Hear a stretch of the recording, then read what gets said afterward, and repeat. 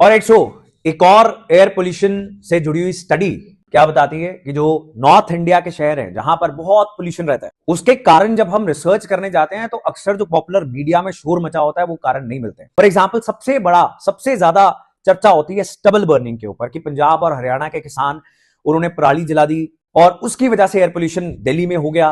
But the thing is, even on the worst days stubble burning कितने percent air pollution का cause हो सकता है? Even on the worst days 22% of the air pollution on some days for 2-3 days, पूरे साल के अंदर 2-3 दिन के अंदर एयर पोल्यूशन का मैक्सिमम जब स्टबल बर्निंग की वजह से कोई कॉज बनता है, that is 22% of the air pollution only for stubble burning. Otherwise वो 5% से कम ही रहता है। तो बाकी 95% एयर पोल्यूशन जिन चीजों से हो रहा है, तो असल में फोकस तो उसके ऊपर होना चाहिए। और वो क्या है? वेहिकुलर पोल्यूशन, व्हीकल से होने वाला पोल्यूशन, कंस्ट्रक्शन से होने वाला pollution, dust, proper waste management ना होना, ग्रीन स्पेसेस का खत्म कर दिया जाना, कोल बेस्ड थर्मल प्लांट्स का जो टेक्नोलॉजी रिक्वायर्ड है यूज करनी डीसल्फराइजेशन के लिए, उसका इस्तेमाल नहीं करना, ये सारे फैक्टर्स हैं असल में। एंड सारी की सारी पॉपुलर मीडिया की डिबेट किस चीज के ऊपर होती रहती है? It keeps on happening on stubble burning. So हम असल कॉजेस के ऊपर जब ध्यान ही नहीं दे रहे हैं, and then this question has been asked in UPSC prelims as well कि व्हीकल से इनमें से कौन कौन से पोल्यूटेंट्स निकलते हैं। तो बहुत सारे आर्टिकल्स ये कवर करते रहते हैं ऐसी चीजें।